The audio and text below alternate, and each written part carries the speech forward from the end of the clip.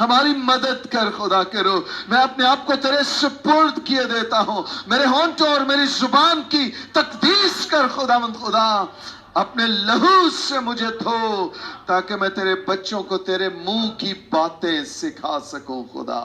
آگے بڑھتے ہوئے ہر ایک لمحہ اپنی آنکھیں تجھ قدوس پر لگاتے ہیں. ہماری مدد کر خدا. ہم تیرے کلام کو سننا، سیکھنا اور اس پر عمل کرنا چاہتے ہیں.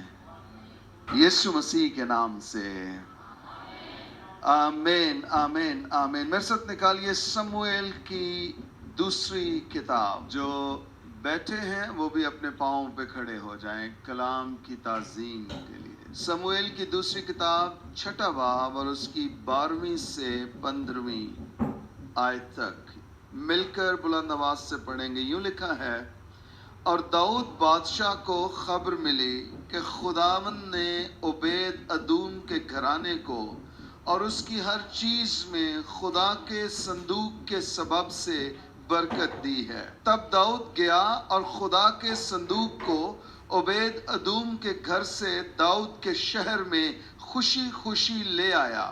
اور ایسا ہوا کہ جب خداوند کے صندوق کے اٹھانے والے 6 قدم چلے تو داؤد نے ایک بیل اور ایک موٹا بچڑا ذبح کیا. اور داؤد خداوند کے حضور اپنے سارے زور سے ناچنے لگا. اور داؤد کتان کا افود پہنے تھا. سو داؤد اور اسرائیل کا سارا گھرانہ خداوند کے صندوق کو للکارتے اور نرسنگا پھونکتے ہوئے لائے. آمین. کلام خدا کا پڑھا اور سنا جانا ہم سبوں کے لیے باعث برکت اور باعث نصیحت ٹھہرے.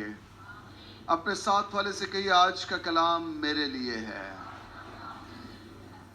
آمین. خداوند کی حضوری میں تشریف رکھیے. کل میں اور سہیل ہم دونوں مری میں تھے. پشاور کے ایک فیملی ہے جو کیمپ کرواتی ہے، ہر سال کرواتے ہیں، اور پچھلے سال بھی میں گیا، اس سال بھی. خدا کی ایسی قدرت دیکھنے کو ملی، تجربہ کیا. آگے سے لے کر پیچھے تک ہر ایک گڑ گڑا کے رو رہا تھا، اپنے گناہوں سے توبہ کر رہا تھا، خدا کے ساتھ اپنا تعلق درست کر رہا تھا. اور 2 بار اختتامی دعا کی کہ میٹنگ ختم ہو گئی، آخری سیشن تک لوگ اٹھ نہیں رہے. آخر مجھے نکلنا تھا اور ہم باہر نکلے. ان کی وہ ڈاکٹر شالی میں ان کی مدر بھی ساتھ آئیں باہر. کہتے پاسٹر جی ہم گر رہے ہیں، اس قدر خدا کی حضوری، presence of God, rich anointing تھی، rich anointing. خدا کا شکر. کل بے شمار جوے ٹوٹے یوتھ کے. میں ایکچولی یہ تیاری کر رہا تھا اپنے انکاؤنٹر کی جو 12 سے شروع ہونا ہے، کیونکہ اس طرح کے کام ہم وہاں پر دیکھتے ہیں. لیکن خداوند محتاج نہیں ہے کہ جب تو چاہے گا تو میں، وہ اپنے انداز سے اپنے وقت پہ اپنا کام کرتا ہے. ہیلیلویا. خدا کا شکر. کل وہاں پر یوتھ ریسٹور ہوئی، بحال ہوئی، اور بے شک خداوند کے نام کو جلال ملا ہے. ہیلیلویا. کلام کی طرف آتے ہیں. اور داؤد بادشاہ کو خبر ملی کہ خداوند نے عبید ادوم کے گھرانے کو اور اس کی ہر چیز میں خدا کے صندوق کے سبب سے برکت دی ہے. واہ جی واہ. برکت کا سبب کیا ہے؟ عہد کا صندوق. عہد کا صندوق چھن گیا تھا اور بنی اسرائیل نے منصوبہ بنایا کہ عہد کے صندوق کو واپس یروشلیم میں لایا جائے. عہد کے صندوق کے لیے یہ ضروری تھا کہ کاہن اور لاوی اسے اٹھا کر لے کر چلیں اور اس کو کیری کریں. اگر اسی باب کے شروع سے ہم پڑھتے آئیں تو جب عہد کے صندوق کو لے کر آ رہے ہیں تو ایک شخص بھی ساتھ ہو لیا ہے، اس کا نام عزا ہے. اور چلتے چلتے ہوا یہ کہ جو بیل گاڑی ہے جس پہ صندوق پڑا ہے اس نے ٹھوکر کھائی ہے. اور جب بیل گاڑی نے ٹھوکر کھائی تو عزا کو یہ لگا کہ عہد کا جو صندوق ہے وہ گر جائے گا. تو اس نے ایک دم سے آگے بڑھ کے اس کو پکڑنے کی یا اسے سہارا دینے کی کوشش کی. اور بائبل مقدس میں لکھا ہے خدا نے اسے اسی دم مار دیا. کیوں مار دیا؟ کیونکہ اس نے عہد کے صندوق کو چھونے کی کوشش کی تھی اور خدا نے اسی دم اسے مار دیا. ایک چیز کو یاد رکھیے، ہم جو مسیحی ہیں، ہم اپنے خدا کی حفاظت نہیں کرتے ہیں، ہمارا خدا ہماری حفاظت کرتا ہے۔ ہاللویا! ہم اپنے خدا کو نہیں سنبھالتے ہیں، ہم اپنے خدا کو نہیں پکڑتے ہیں، ارے ہمارا خدا تو ہمیں سنبھالتا اور ہمیں تھامتا ہے، وہ جھکے ہوئے کو اٹھاتا اور گرے ہوئے کو سنبھالتا ہے۔ اسا تیری جرات کیسے ہوئی کہ تو خدا کو سنبھالنے کے لیے اپنا ہاتھ آگے بڑھائے؟ خدا نے اسی دم اس کو مار دیا۔ یاد رکھیے، ہم جو مسیحی ہیں، ہم اس کی حفاظت نہیں کر سکتے، ارے یہ وہ کلام ہے جو زندہ ہے اور یہ ہماری حفاظت کرتا ہے، یہ ہماری حفاظت کرتا ہے۔ ہاں، ہم اس کی عزت کرتے ہیں، ہم اس کی تکریم کرتے ہیں، ہم اسے اپنی زندگی میں، خاندان میں عزت دیتے ہیں، لیکن ہم اس کے لیے لڑتے اور جھگڑتے نہیں ہیں۔ یہ وہ کلام ہے جو ہماری حفاظت کرتا ہے۔ آمین، آمین، آمین۔ اسا خداوند کے صندوق کو تھامنے کی اور سنبھالنے کی کوشش کرنے لگا ہے۔ دیکھیے ذرا، میں اگر آیت پڑھ دوں 6 اور 7 دونوں آیات، اور جب وہ نکون کے کھلیان پر پہنچے تو عزا نے خدا کے صندوق کی طرف ہاتھ بڑھا کر اسے تھام لیا، کیونکہ بیلوں نے ٹھوکر کھائی تھی۔ تب خداوند کا غصہ عزا پر بھڑکا اور خدا نے وہیں اسے اس کی خطا کے سبب سے مارا، اور وہ وہیں خدا کے صندوق کے پاس مر گیا۔ سنیے، اس شخص نے یہ سوچا کہ میں خداوند کے صندوق کو سنبھالوں، میں اسے پکڑوں گا۔ یہ تیرا کام نہیں ہے۔ تجھے کس نے یہ اسائنمنٹ دی کہ اگر بیل ٹھوکر کھائیں تو تُنے اس کو سنبھالنا ہے، پکڑنا؟ بعض اوقات جو کام ہمارا نہیں ہے، ہم وہ کام بھی کرنے کی کوشش کرتے ہیں۔ پالوس کہتا ہے، جس بلاوے میں تم بلائے گئے ہو اسی کے لائق چال چلو۔ ہماری خدمت کیا ہے؟ ہمارا بلاوا کیا ہے؟ ہمیں خدا نے کس کام کے لیے بلایا ہے؟ اور اب جب یہ عزا مرا ہے تو ایک دہشت اور ایک خوف طاری ہو گیا ہے کہ خدا نے، عہد کے صندوق نے عزا کو مار دیا ہے۔ اب ہوا یہ کہ چونکہ یہ عہد کا صندوق یروشلیم میں لے کر آ رہے تھے، تو داؤد نے کہا کہ نہیں، یہ عہد کا صندوق ہمیں نہیں چاہیے، اسے کہیں اور بھیج دیا جائے۔ جو دوسری جگہ انہیں نظر آئی وہ عبید ادوم کا گھر تھا۔ اور آگے دیکھیے ذرا 9 آیت، اور داؤد اس دن خداوند سے ڈر گیا اور کہنے لگا کہ خداوند کا صندوق میرے ہاں کیوں کر آئے؟ اور داؤد نے خداوند کے صندوق کو اپنے ہاں داؤد کے شہر میں لے جانا نہ چاہا، بلکہ داؤد اسے ایک طرف جاتی عبید ادوم کے گھر لے گیا۔ یہ جو عزا نے حرکت کی، اس کا نتیجہ یہ نکلا کہ خداوند کا جو صندوق ہے، عہد کا صندوق، یہ بجائے کہ بنی اسرائیل میں آتا، یروشلیم میں آتا، یہ دوسری طرف کو بھیج دیا گیا، لے جایا گیا۔ sometimes ہماری غلطی کی وجہ سے خدا کے پلان اور منصوبے ڈیلے ہو جاتے ہیں، رک جاتے ہیں، کیونکہ ہم نالائق اور ہم بے وقوف ہوتے ہیں۔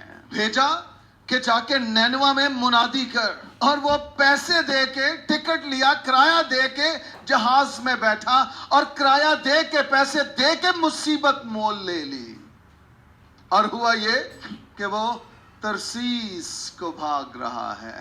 خدا کا پلان تھا کہ یہ وہاں جائے اور منادی کرے تاکہ وہ شہر توبہ کرے، اور اس نے خدا کے پلان، خدا کے منصوبے کو ڈیلے کر دیا، اور یہ ترسیس کو بھاگا ہے۔ sometimes ہم خدا کے نافرمان ہو کے اپنے گھر سے برکتوں کو باہر کر دیتے ہیں۔ ہم خدا کے نافرمان ہو کے خدا کی قدرت کو، اس کی برکت کو جو ہماری زندگی اور ہمارے گھر میں نازل ہونا ہوتی ہے، ہماری نالائکی اور ہماری بے وقوفی کی وجہ سے وہ رکی رہتی ہے، اور ہم خدا کی برکتوں، نعمتوں کو انجوائے نہیں کر سکتے ہیں اپنی بے وقوفی کی وجہ سے۔ sometimes ایک یونا ہوتا ہے اور پورا جہاز خطرے میں ہوتا ہے۔ یہاں پر ایک عزا ہے کہ صندوق یروشلم میں آ نہیں سکا صرف ایک عزا کی وجہ سے. کہیں آپ عزا تو نہیں ہیں, کہیں آپ یونا تو نہیں ہیں جس کی وجہ سے خدا کی برکت, اس کی حضوری رکی ہوئی ہے اور آپ کی وجہ سے آپ کا خاندان بھی دکھ اٹھا رہا ہے. کہیں آپ تو وہ عزا یا یونا نہیں ہے. اب اس کی بے وقوفی کی وجہ سے پہلی بات یہ ہوئی کہ موت واقع ہو گئی ہے. دوسری بات یہ ہوئی کہ اسرائیل پر خوف طاری ہو گیا ہے. اور تیسرا جو ایک اور جو سنگین کام ہوا ہے وہ یہ ہوا کہ صندوق یروشلم میں نہیں آ سکا, اسے کہیں اور بھیج دیا گیا ہے صرف ایک شخص کی بے وقوفی کی وجہ سے. میں نے آپ کو روت کی کتاب میں سکھایا تھا بعض اوقات ہمارا ایک غلط فیصلہ ہم سے ہماری منزل کو چھین لیتا ہے, دور کر دیتا ہے. ایک غلط فیصلہ, لیکن اس کے برعکس ہمارا ایک درست فیصلہ ہمیں ہماری منزل کے قریب بھی کر دیتا ہے. ہاللیلویا. ہمارا ایک غلط فیصلہ ہم سے ہماری منزل چھین لیتا ہے, لیکن ہمارا ایک درست فیصلہ ہمیں ہماری منزل کے قریب بھی کر دیتا ہے. فیصلہ ہم نے کرنا ہے, شعور ہمارے پاس ہے, حکمت ہمارے پاس ہے. آپ عزا ہیں, یونا ہیں, یا آپ مرد خدا اور خاتون خدا ہیں. آپ کہہ رہے ہیں کچھ بھی ہو جائے میں خدا کی فرما برداری کروں گا, میں اس کے پیچھے چلوں گا, میں اس کے پیچھے چلوں گی, میں نقصان اٹھاؤں گا لیکن میں خدا کے پیچھے چلنا نہیں چھوڑوں گا, نہیں چھوڑوں گی. ہاللیلویا. یہ تین سنگین کام ہوئے. ایک شخص مر گیا, خوف طاری ہو گیا, اور عہد کا صندوق یروشلم میں نہیں آ سکا. کہیں یہ سب کچھ آپ کی زندگی میں تو نہیں ہو رہا کہ آپ کی وجہ سے گھر کی برکت رکی ہوئی ہے, خدا کی قدرت رکی ہوئی ہے, اس کا بہاؤ روح القدس کا آپ کے خاندان میں رکا ہوا ہے. اگر ایسی بات ہے آپ کو آج سچے دل سے توبہ کرنی ہے, سچے دل سے. کوئی ایک ہوتا ہے نافرمان ہوتا ہے, خدا سے لا تعلق ہوتا ہے, خدا کے احکامات کو جانتے بوجھتے ہوئے ان پر عمل نہیں کرتا, ان پر عمل نہیں, اور اس کی وجہ سے پورے کا پورا خاندان سفر کرتا ہے. کہیں آپ تو وہ نہیں ہیں. خدا آج آپ سے بات کر رہا ہے. کہیے اپنے ساتھ والے کو آج کا کلام میرے لیے ہے.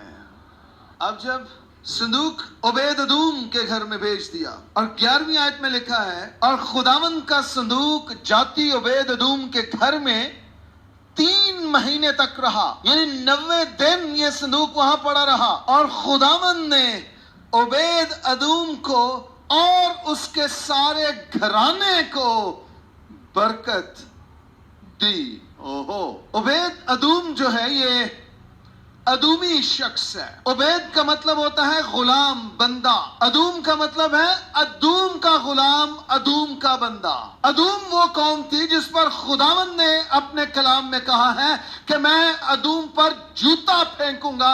عبید وہ شخص تھا جو خدا کے حضور سے خارج تھا. یہ نسل, یہ قوم, یہ قبیلہ وہ تھا جس کا خدا سے کوئی تعلق نہیں تھا. اور سم ٹائمز, بلکہ اگر یہاں دیکھا جائے تو انہوں نے عبید ادوم سے پوچھا نہیں ہے کہ کیا ہم صندوق تیرے گھر میں لے آئیں. یہ بس لے کر چلے گئے اور اس کے گھر میں رکھ دی ہے. اے لے بھائی, اے گفٹ ہے تیرے لیے. شاید میں یہ نہیں کہہ رہا, یہ حقیقت ہے, شاید داؤد نے سوچا ہو اسے ادومی کے گھر میں رکھتے ہیں, اگر مرے تو یہ مرے, ہم نہ مرے. ممکن ہے آپ کے کچھ دوست, کچھ احباب, آپ کے آس پڑوس والے آپ کے لیے بدی کا منصوبہ باندھیں اور خدا اسی بدی میں سے آپ کے لیے بھلائی پیدا کر دے. یہ عین ممکن ہے, کیونکہ خدا کا کلام اس بات کی گواہی دیتا ہے کہ وہ برائی میں سے بھلائی پیدا کرتا ہے. ہاللیلویا. انہوں نے یہ سوچا ہوگا کہ عبید ادوم کا گھر برباد ہوتا ہے تو ہو جائے, لیکن ہم صندوق کو لے کر نہیں جائیں گے کیونکہ اس کے باعث مرنا شروع ہو گئے ہیں لوگ. مت فکر کیجئے کہ کسی کا سلوک آپ کے ساتھ کیا ہے، یقین جانیے خدا سب کچھ دیکھ رہا ہے اور وہ برائی میں سے آپ کے لیے بھلائی پیدا کر سکتا ہے۔ Hallelujah, hallelujah. اپنے ساتھ والے سے کہیے، آج کا کلام لکھا ہے 3 مہینے تک خدا کا صندوق جو ہے وہ عبید ادوم کے گھر میں رہا، اور خداوند نے عبید ادوم کو اور اس کے سارے گھرانے کو برکت دی۔ کیا آپ خدا کی حضوری کے پیاسے ہیں؟ کیا آپ خدا کی حضوری کے کیریئرز ہیں؟ کیا آپ خداوند کی حضوری کو اپنے ساتھ لیے پھرتے ہیں، یا آپ کو 8، 10، 15، 20 کورس اور گیت گانا پڑتے ہیں کہ خداوند کی حضوری آ جائے کسی